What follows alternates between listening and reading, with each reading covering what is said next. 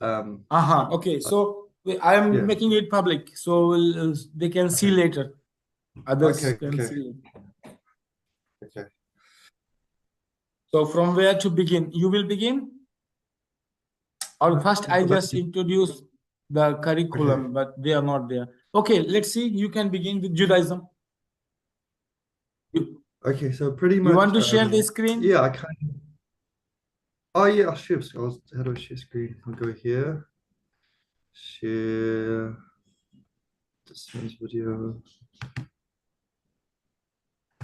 Oh yeah, share. Share, share screen. Yeah. Is it Yeah, showing? let's see. Okay. So yeah, pretty basic stuff. I was like, Uh-huh.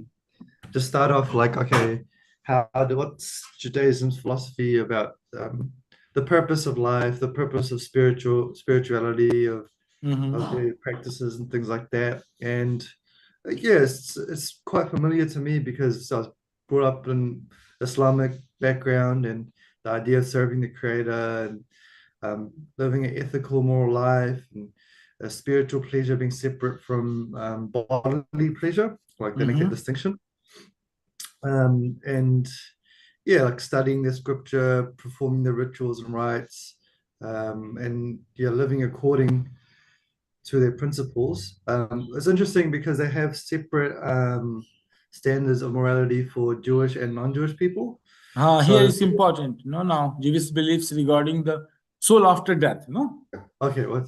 Yeah, yeah. So then I put that prompt in, Mm-hmm. um, and yeah, it's quite interesting. So they believe that, at least according to these sources, that everyone has to go through a purification process Mm-hmm. and called Gehinnom.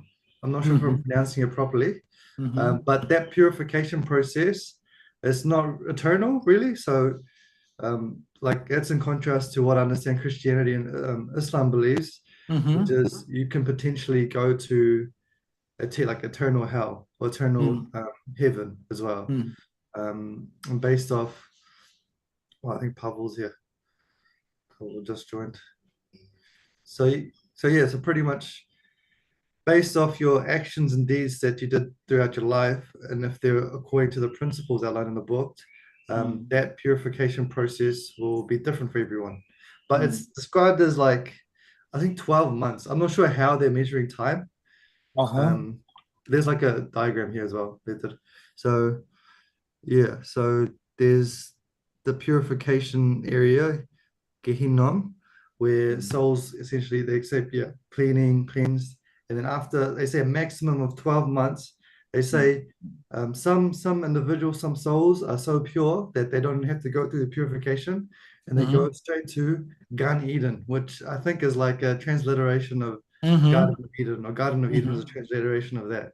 And um, from the descriptions I read, it's like living like kind of with God, with God and like union with Him.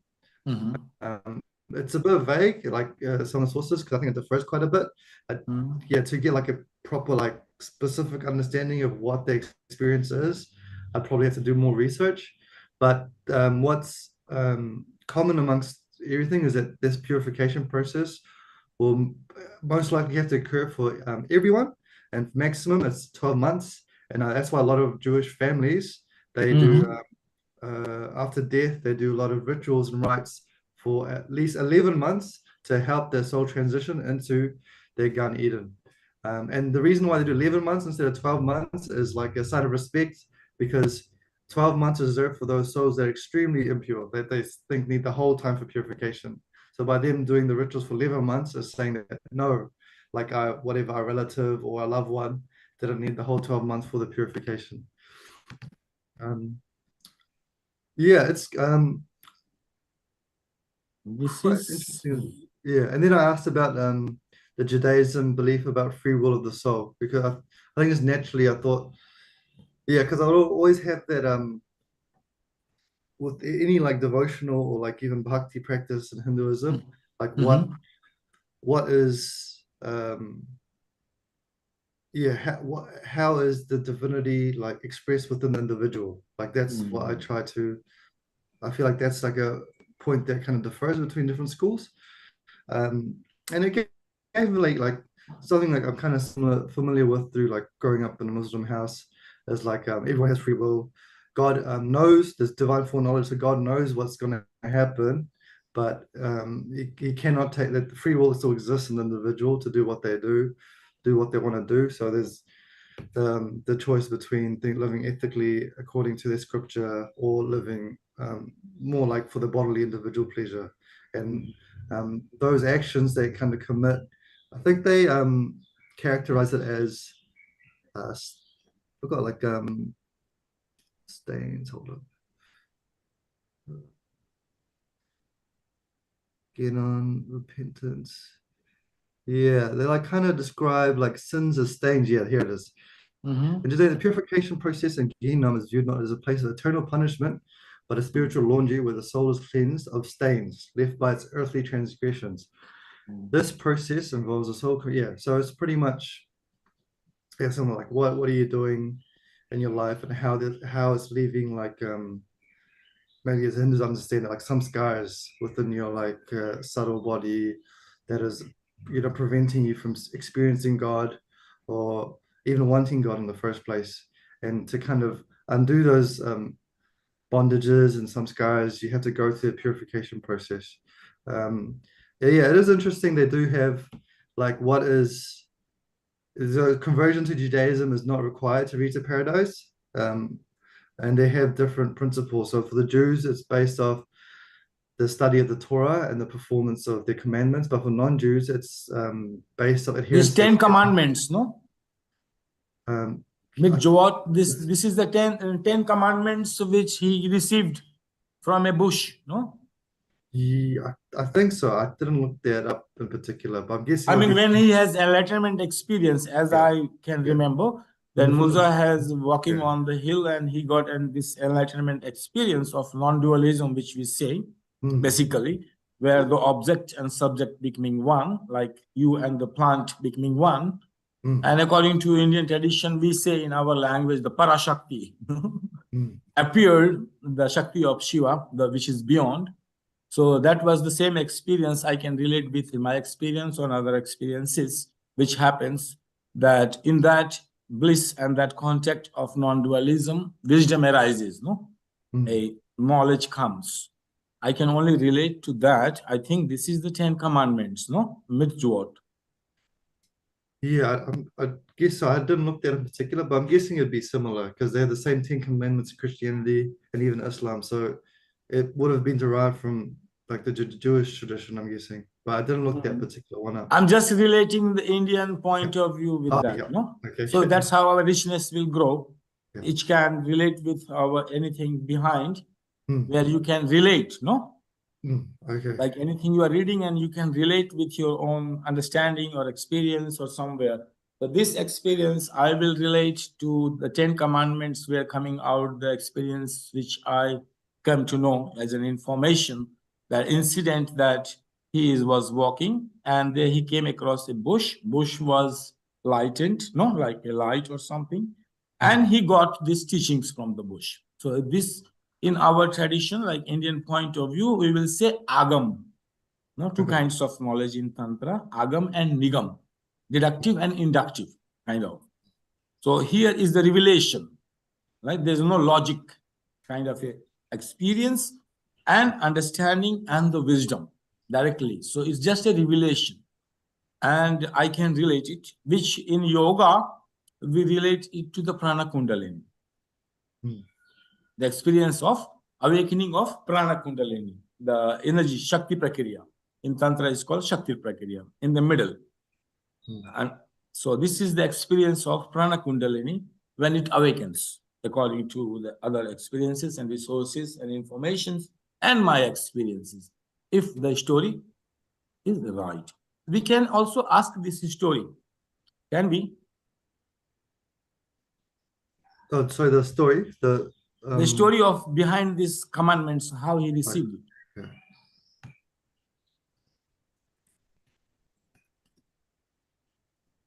Like Shiva Sutra has its own story, you know, that Vasugupta was sleeping, he saw in the dream a rock, and then in the morning he went, he turned the rock up, and the sutras were written there.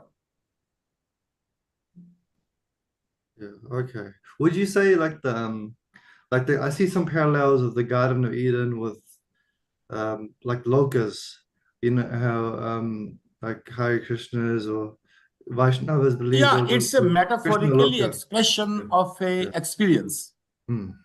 Metaphorical expression of an experience.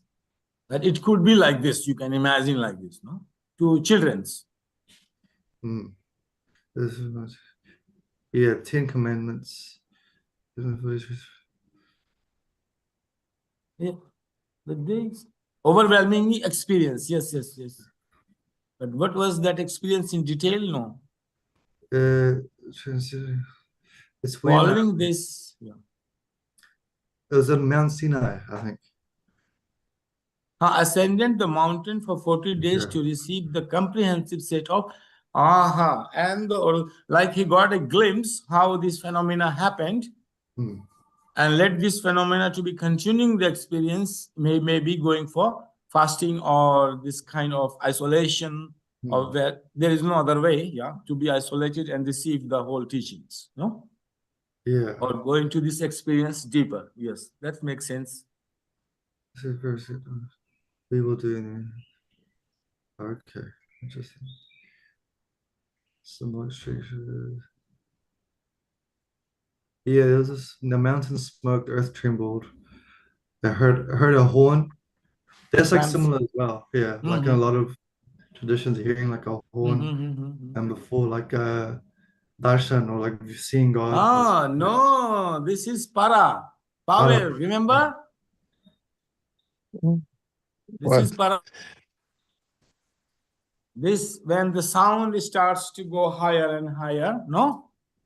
And then it's a same like you go through kind of chloroform state. You losing completely, and then you disappear. Completely disappear. No, I don't know where person goes.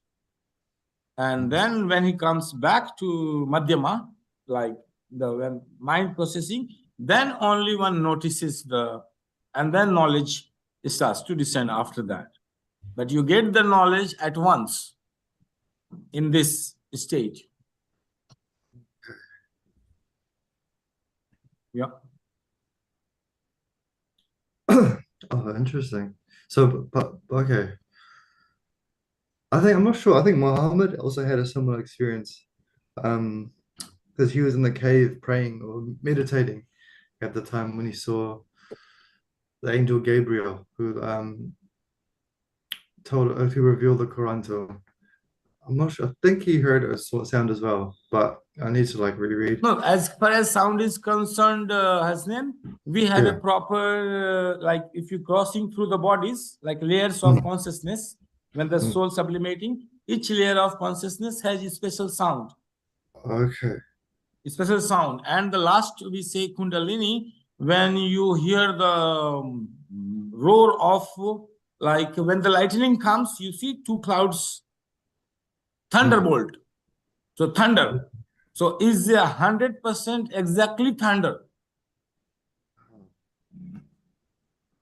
in experience. Right. Yeah, in Kundalini, when it doesn't follow a path, it jumps. Kundalini wakes up two ways. Either it will follow a smooth path, or it will make a quantum jump. One place and then another place. When it's a quantum jump, it's exactly the way clouds, 100% literally same. Design patterns, everything same. Thunder. So this sound has a sequence that shows us in which layer of consciousness you are traveling, where are the experiences. You can categorize them. Here you are, and you know how much farther you have to go to the para, the beyond. It's everything categorized in Hinduism. Yeah, there's the people who followed the ear. They followed only the kind of auditory methods. Auditory methods. Yeah, which when we began Bharat Tantra, 112 out of 14 techniques are auditory. Hmm. You only use ear, one organ, to Okay. transcend.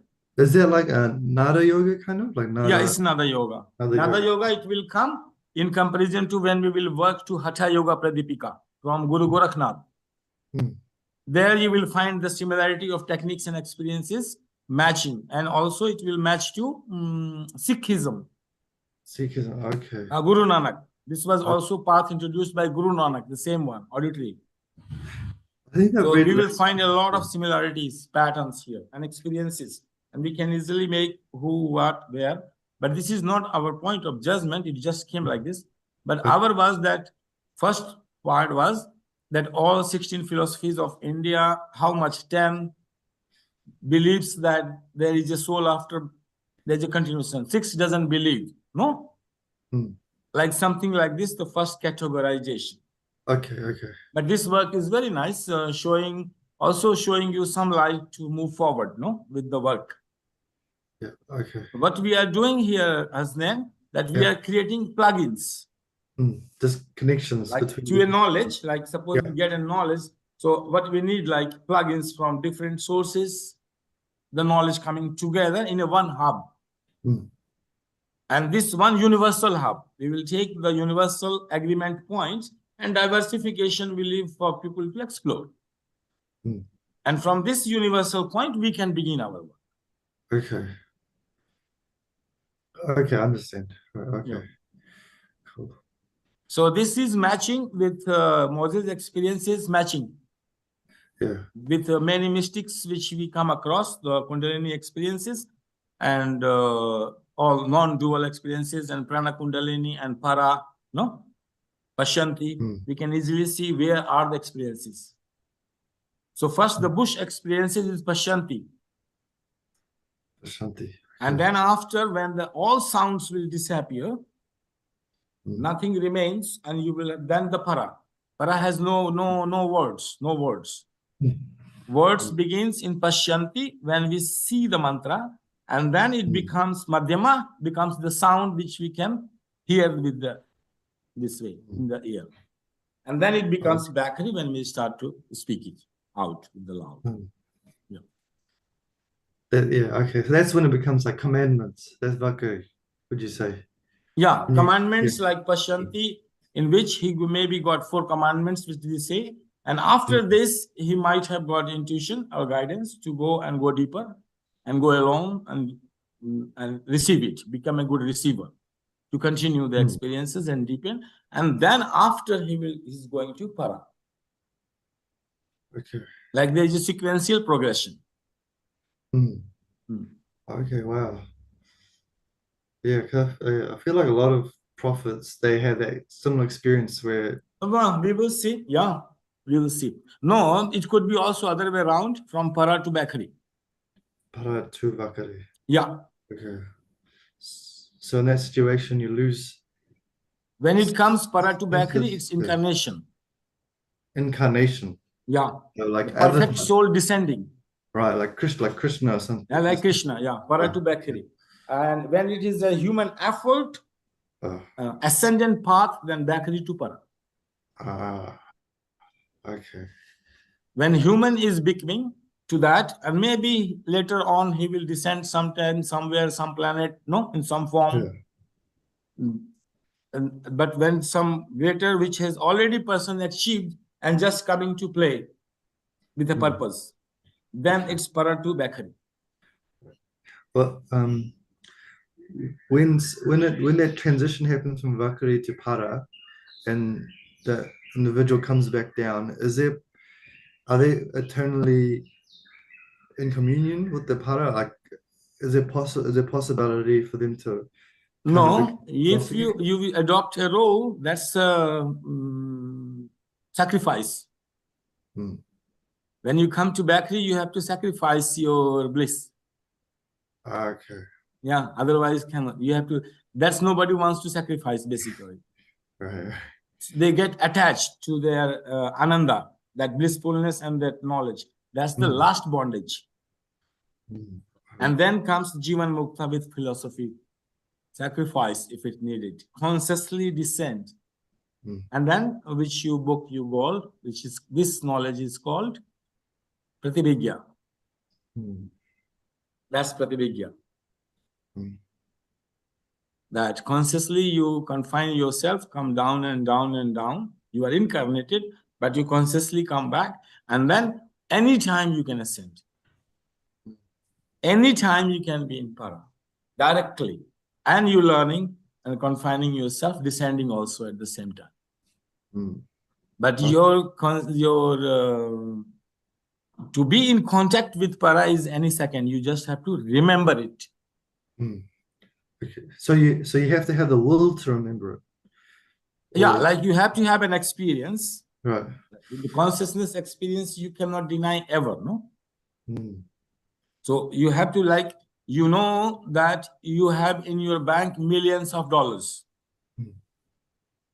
But that's one information, one confirmation is enough. You don't need to all the time check in your checkbook and remember, I have millions of dollars, I have millions of dollars, I have millions of dollars. No, God is with me, God is with me, God. No, this is not a hypnosis. No, it's not a self-hypnosis. I am aware, I am aware. No, once you experience, there is no way you cannot be unaware of it. Okay. Because I guess I'm asking because I remember as a kid reading about Muhammad, and then after he had his experience and he went the seven heavens, and the angel showed him the Quran and revealed it to him, and then he came back to Vakari and he preached to his wife first, his wife Khadija, and when he went about his life, he would sometimes the time when he'd need higher knowledge, he'd speak to God. So I'm guessing that was him connecting to para again with the world. But then yeah, sometimes I read it and I'd be like, is this like the right decision he's making? I'd have that doubt, like, because I'd be like, why did he make this decision, or why did he do this certain thing? So I guess, yeah, maybe what I'm asking is someone still does someone still have the capacity to be like deluded or like be ignorant after that experience, after para kundalini or para shakti, experiencing para shakti? Is there still that possibility to get kind of bonded or attached to certain like gross pleasures or things like that, or is it like no, they're in constant communion and they're above that? I did not study Islam basically, to be frank, Hassan. No, I got only one from him, from which I posted in the group. So here, so what we will sum up on one point, prove that there is a soul which exists after death. Okay. No, that's from Judaism. Very simple logic, which we want, that there is a soul which exists after death. And what is the proof it provides? If I ask you, what is the proof it provides that I believe that there is a soul which exists after death? And I have no experience of whatever Moses experienced it. So how I can believe that Judaism is right? That's the point. What is the proof? Or no proof, just belief, there is no deduction? Or there is something? That's the point. Is there a deductive method? I can infer that what he's saying is right, or I just have to believe in that. That's the 2 points. We are creating belief medicines, or we are creating some deductive medicines. Or if we are, that's the point here. But whatever we are studying, can it be exactly included into the mainstream of knowledge in universities for everyone, or it will remain a agam, a belief system to accept or not to accept by heart? Okay. Pavel? I think in religion it's very difficult to, because the first it was agam. For for example, the God and the Moses, and there was a real persons like this, and they get some information, some knowledge, some. But after they build, they create a text, they create books about this experience, they create temples, so it became matter. From idea, it's create a matter, and matter is a proof that there is some God experience.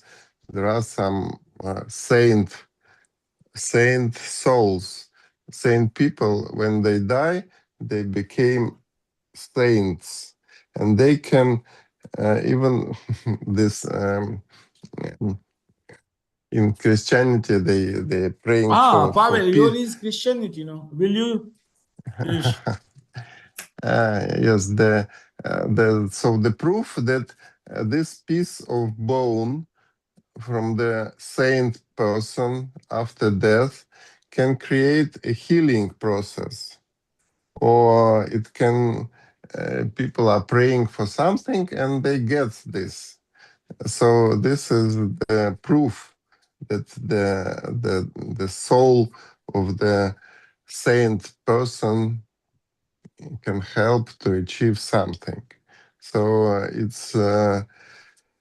and in Christianity they make the icons, and the people came and pray for the icons, and if they fulfill their dreams, they put they put some gold or they put some silver on this icon to.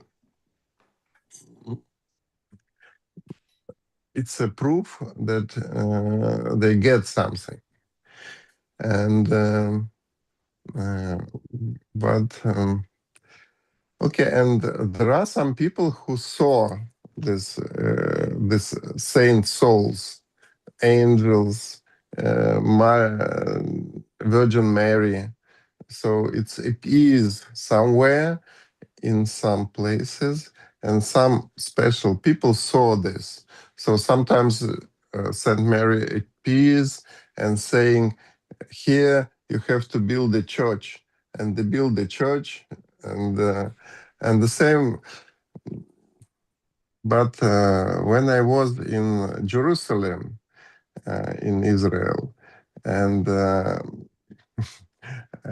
I get the experience of non-dualism because because in Jerusalem there is a most holy place for Christians.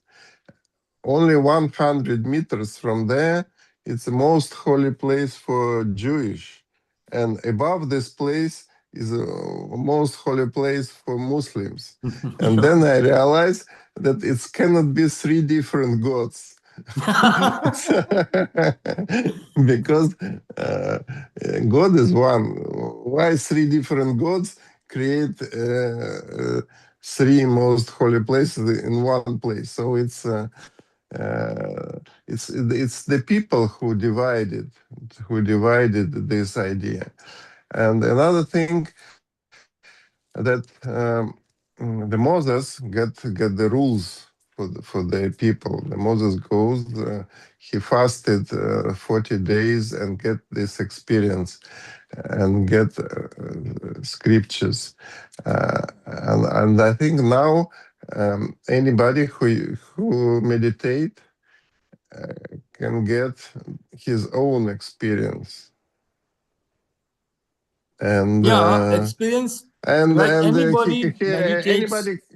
anybody can become Moses. And if you want to get the scriptures, you go in meditation, you go into some kind of samadhi, and you get this, and you can write it. And now in internet there is thousands of people who wrote the books, who wrote the problem is how to create a religion out of your scriptures, and it Look, is.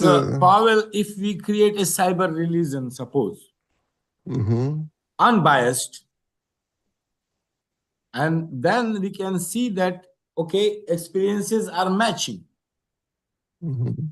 no, and categorization. We create a cyberspace religion just for study, educational purpose, a cyberspace religion, and just we are taking the common programs, like common which is matching, and that which is conflicting, we leave away.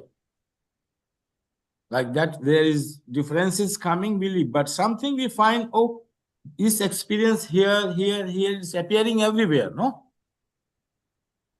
Like it's here, Moses also saying it, Muhammad also saying it, and here we have mystical experiences, a lot they are saying it.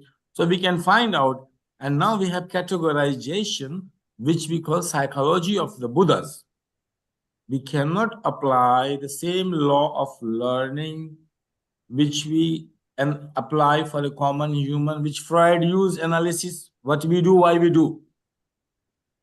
So there is a normal psychology, and there is a psychology of these people, enlightened people.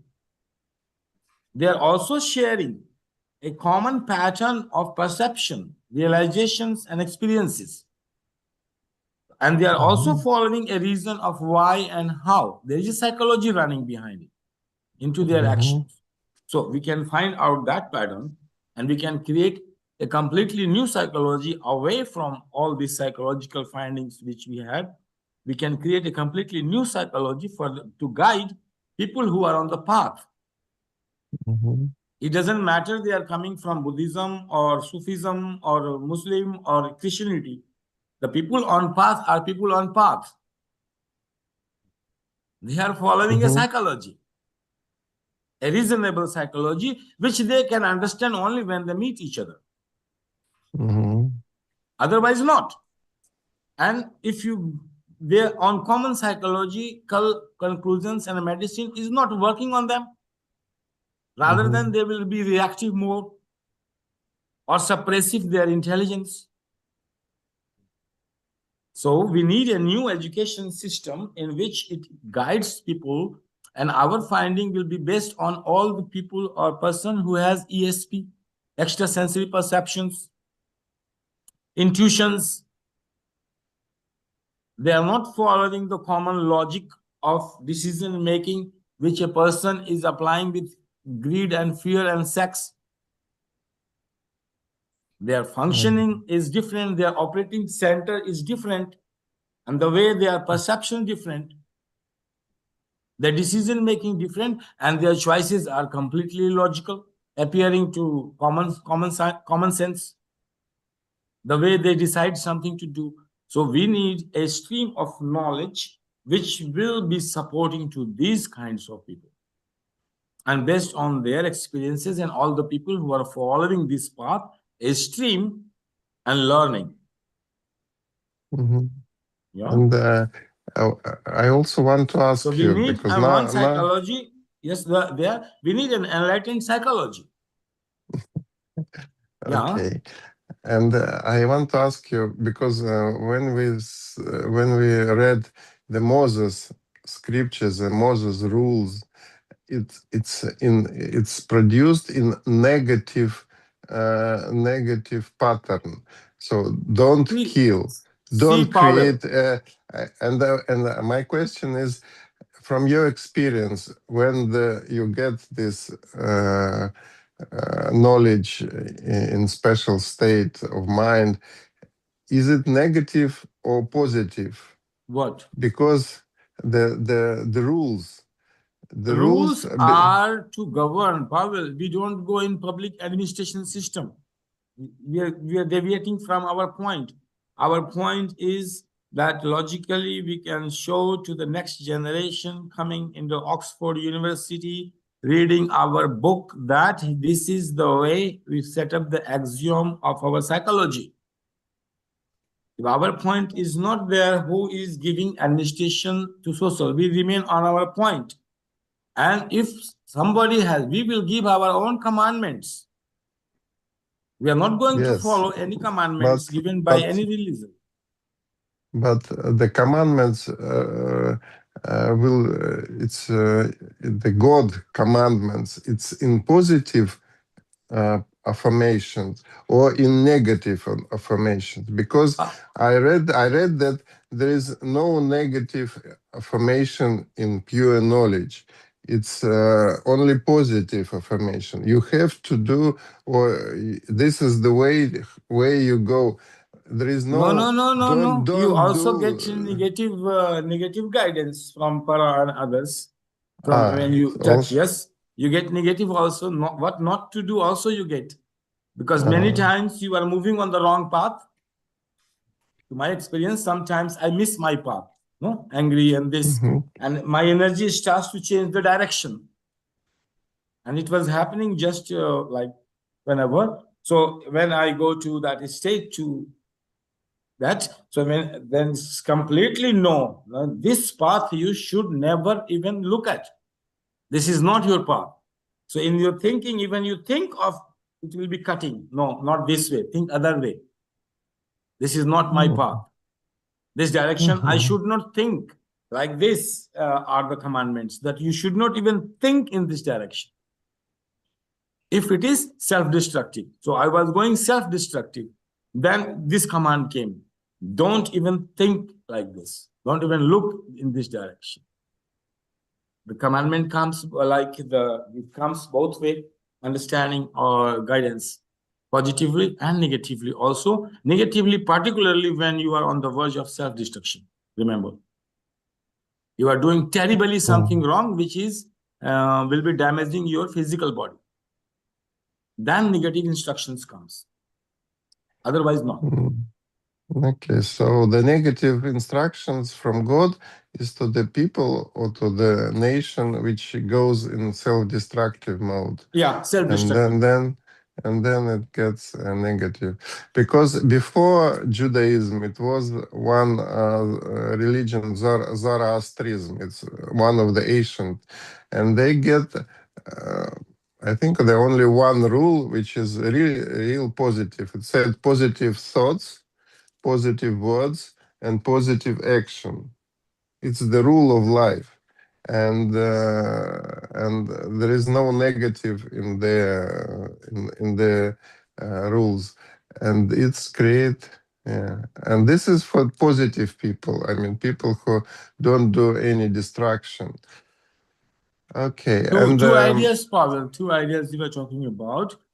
That, mhm, like in India, also when you get initiation or sadhu, basically normal sadhu who just become mhm, sadhu mhm, and moving around, changing clothes.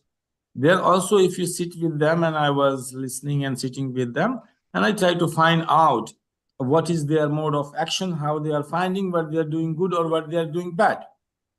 So during this sitting conversation, and if anyone starts to say, talk something wrong about, gossip or anything, or talking any bad in the other person, or sitting amongst the person, they say, don't, there is, when they say that, what do you say, three things, positive? positive thoughts, positive words, and positive actions. Here, So, India is a little bit deeper. It emphasizes on vision. Say, always look what is good in other person. mhm, Nothing else. So it doesn't mean that the person will not have something bad. mhm, But if you are looking the vision, so where you look, there you go. No, your movement is mhm, where you are looking, where you are seeing. So that seeing is more deeper. If you keep on seeing only good in all, only good, and leave the bad, your all direction of life will be that goodness, and you will be picking up the best from the people. Like you can learn two things from me: the worst thing or bad thing which I have, and the best thing which I have. Like you can have learning two ways goes. You can learn my most intelligent behavior, and you can learn my most stupid behavior. So if you are looking good, then you will pick up best of me. And if you will look up bad, you will pick up the bad in you. You will start to follow mhm, that behavior. So what you pick up depending what you are looking. So person could be bad. So this is one way mhm, I found that normal sadhus finding their way in a positive way and learning to direct their energy. She Shakti Prakriyam, Pavel. This is called Shakti Prakriya, energy process. You just direct the energy, not using any deductive method, and live life, directing energy in a proper way. Directing the mind. So mind, it is not negative because that might be not so destructive that time. It's not, in the beginning, it cannot be anything so self-destructive because all should be expansive. No? All things are expansive in the beginning. Later on comes the self-destructive when it reverses. So it's just saying positive. It's another way. And it's saying that there is nothing bad in the person at all. It's a very different perception. And living life knowing that there is good and bad both in the person, I consciously meditating, conscious, aware to keep on looking what is best in the person. So all your mind, even artificial intelligence will develop. It will develop on the best programs picked up from the environment. Even artificially evolving, even mind training. So that's why I say that we need a different psychology and different way of mind training processes and algorithms and conclusions and axioms. Why like this? And that is only possible by studying in depth the originations of religions and by studying these enlightened people, nobody else.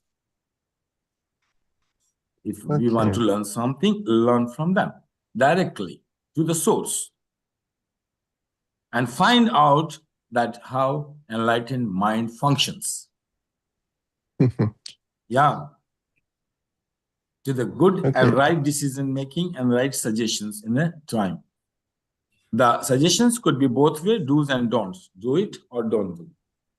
But basically, as my experience, this don't experience means I was terribly doing something wrong. Otherwise, don't. Or, yeah. Okay, and if we come back to the proof of the soul and proof of the, there is, two proof in Christianity, main proof. One called Lazarus. When the person was dead and Jesus come and became him alive. And actually came to Cyprus and he was worship in Cyprus for many years after this death. And it's not reincarnation, it's it's not reincarnation, it's becoming alive after the death. The same body, the same soul. So it's, but it's a proof that there is a special power of the God which can ask that person to live longer. So it's one of the, and the Jesus himself after death, he was disappearing from the tomb, ascended, and then as a proof he appears in the form of light for his students, for his apostles, for his people who followed him. He appears and tell them some information. So this light of the God is the proof that after the death there is some kind of action, there is some kind of knowledge, there is some kind of way.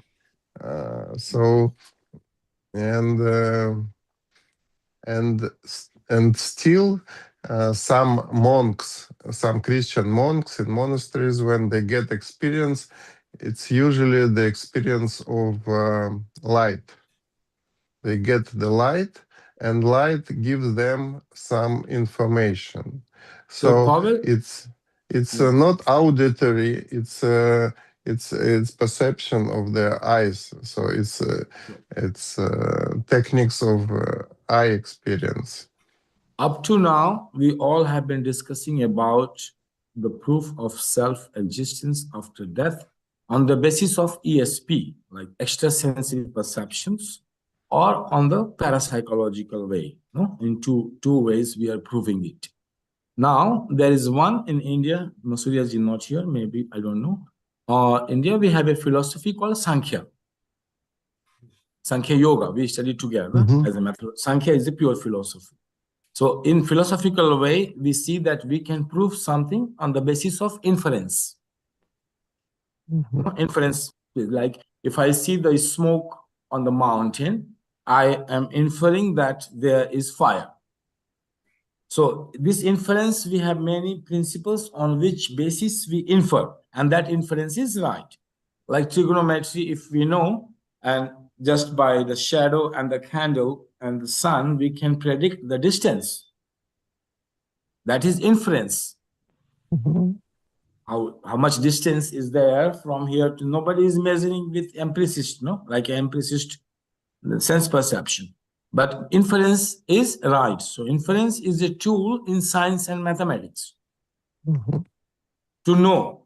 Here, no extrasensory perception that I saw moon here and that is so much distance and God right, it's the distance. No? Vision. No extrasensory perception, just based on inference that you can prove that there exists a soul. And that is Sankhya philosophy. So we are proving it all Agam Shastras, which are revelations, we cannot find the logic. Like Quran, I think, same. We cannot find the logic. Neither we find logic in Bible. It's a revelation. And neither here. It's all revelation. Here we can go inductive methods. What experiences is similar between Moses and other enlightened masters in Muhammad, or here, or in Zarathustra, or anywhere we find it, Kabir, Nanak, no? So what are the experiences, ESP matching? That can become our proof, common proof, coming from all religion. And one structures will be, so we have one inference, one based on inductive methods, common generated point from all enlightened masters on some point. That what they are explaining is we are not concerned. How much heaven, how much hell, here, there, this is not our concern. Our concern is that it's proving yes, not the details. On principle, we are standing very solid that on ESP methods, we find out from all the religion, these are the proofs that there exists a soul. How long he lives, when he comes, how many times born, this is not our questions right now. And also, as Hasnan suggested, we can look into the parapsychology and if any experiments, clinical experiments on that in science. And there is only also one thing that the enlightened masters actually like Moses, the Jesus Christ, the Muhammad, they never write anything by themselves. They only speak, and some other people, somebody else is writing for them. For Muhammad, it was his wife. For the Jesus Christ, it was his students, and also the same, I think, for Osho. Osho never write anything. Only other people is recording and then writing. And so, can we say that the pure knowledge is only audible? No, produced this is when it descends. No, you see the knowledge descending from para, nothing there, empty sky. You can't sense, there is no words, there is no senses. No, not like this. When it only comes to when you start to see it, no, like when you start to sense it in Pashyanti, still it's a very like coded form, very coded, like that's why we call sutras, no? Sutras, like very coded and very coded. So if you want to write, you can write. If you can synchronize your motor organs, it's not easy. If you have not trained under... Usually it's impossible. No, not impossible, possible. But possible. I have written possible. But you should have training for that. You should have a proper training. If some enlightened master is training you that how to giving your task, performing, training your mind and ego connecting, so you can do it. But in that sense, you cannot write the way you speak. I'm speaking a lot, no? But if I want to, immediately I catch a pen and write, so this whole thing what I am speaking, I can write into sentence. So in writing, it never comes out more than a poetry. The revelations doesn't come out in prose, like in essays like this. And if and then logic not there, no? There is no logic. No logic at all. So these sentences you can't build. You can't even think of if and then process. No, it's only if and then process. It comes in Madhyama and Bakhri. When you motor organs involved. When it's descending, no. But you can make it descendant. So if you take a pen, the revelation coming, it's very difficult because the moment you write, you lose the connection. So when you take the connection, so writing a poetry 2 line is a kind of whole day job. You don't understand.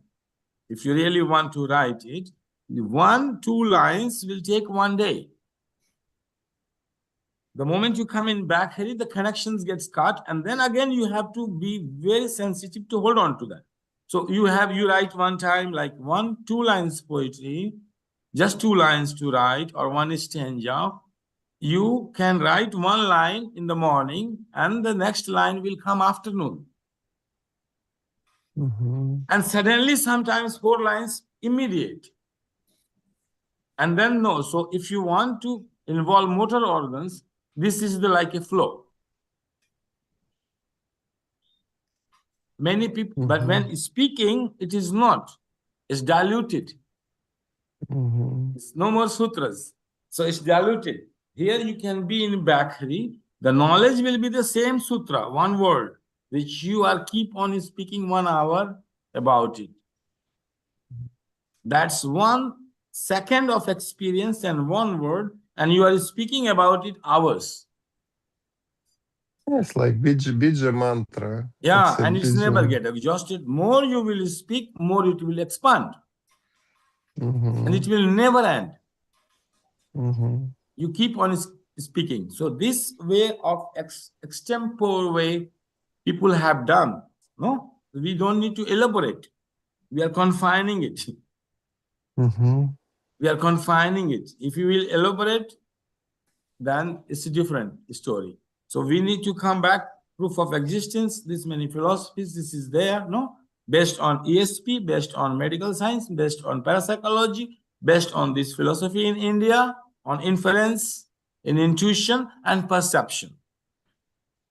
No? On which base we are taking it. So on intuitive base, these are the mystics. On inference base, these are the people. On ESP base, parapsychology, this is the proof. And medical science, if it is doing something, I don't know how to measure it or whatever. So this is it. And we have a certain axiom. And there we will build up a metaphysics. A common metaphysics, logically, in all the way, universal way, to and unbiased, without any judgment, without any biasness, which is high, low, this, that, no. Combine that. So we can, and you can give it a philosophy to your oasis of wisdom. So your oasis of wisdom, where you will guide people after that, should have something solid something to people to think upon. That what they want, what kind of life it could be in the future after death. And also And can it be changed if we know, if there is any cause, we can change it. If there is no cause, we are helpless. So our study will also go to the, is there any cause which can affect the future? If it is, then we can build the future, even after death. Physical, clinical death. So that is your oasis of wisdom. Yeah. And the poetry, creating a poetry, it can be one of the main exercise of this experience. No, yes. Yes, if you try to be aware and conscious, you keep your meditation in movement, where motor organs involved. Not like just sitting like a Buddha. Here, motor organs are not involved. But there, where motor organs are involved. And then you can produce this poetry, and you can produce the voice, and you can produce even some writing or painting. Painting is whatever the expression, basically people hold to the knowledge, whatever they get, and some kind of art. But can you also mention this channeling? Channeling is the people speak the voice of God, of some kind of gods, and it's also the some kind of connection to the Pashyanti mode. It could be all the way. It could be in Madhyama. Then you are just personality-based expressions coming up. You can call it a ghost. Like you can also mimic like your child, and you can also mimic like your wife, and you can also mimic like any personality you met. And you can also change their voice and tone. You met this personality, or you create this personality? No, you get identified with this personality. Like you get identified and you forget all the personality. You deny other personality. That I am not all this, I am only this. This is a mental problem. Like you have learned to behave like your uncle, your father, your mother, your sister, your many ways, your teacher, this and that. In that, you get identified with one personality which you like. And then in order to that, and you want to deny all other personality. Yeah, then so whatever personality you deny one, suppose here, and I'm believing in a spirit into the sky, and I have already mental idea about it.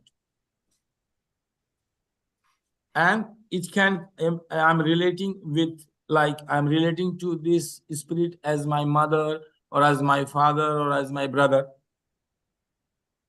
So if I'm relating this spirit as my brother, then my mind has already programmed how a brother does, how he speaks, how he behaves, what is his capability. And then just in the mind, making it more and more like quantitatively big. My brother is powerful. That is brother. So more and more powerful power. So mind gets a completely set of behavior to display. In a completely non-judgmental way, because there is no other personality to judge it. And one of the proof of the existence after death is that the dead spirits can speak with us. Yeah, it's the shamanism. Or spiritualism. They can speak through some persons, or there is one scientists, they try to record It's record just the sound. love. Love. It's just the love. Like if you are in a turmoil or any kind of bad situations, and if you want to fulfill, it depends which character you are trusting.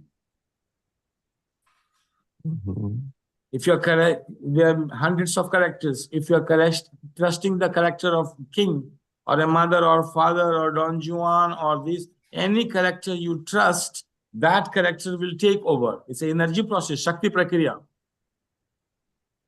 Yes. And you, But this any shaman or anybody who is conscious throws energy into that channel. So you will receive the guidance into that character only. So for you, the God will become the king. But if you're and this not is trusting the king and you are a rebellious person, this character will never come to you. The word, this energy, whatever energy you throw, it won't display through that character. It will display through another character where your trust is there. So this behavior, which is Bakari, which is appearing on this world and the motor organ system, the Bakari, which is coming from Madhyama, and energy is thrown from consciousness. No? So there are enlightened people who throw, like the enlightened person beyond your grip, want to teach you a lesson. What he will do? He will write and put in your pocket in the dream? No, he will just throw his conscious compassion on you. This conscious compassion will, wherever you are born, in whichever religion, in whichever body, the male and female does not matter. It will go through and find a suitable way where you trust. And through trust, it will start to guide you, and you will start trusting people, meeting people, and the wisdom will start to flow. It's a different channel. This is channeling, but this is a different way. This is channeling through consciousness. And this personality disorder behaviors where people start to behave erratic way,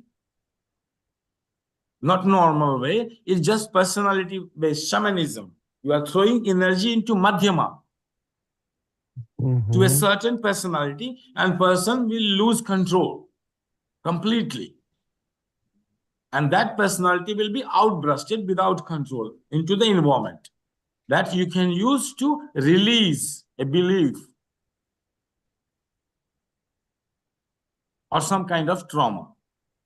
That is Madhyama, complete psychodrama, full psychodrama.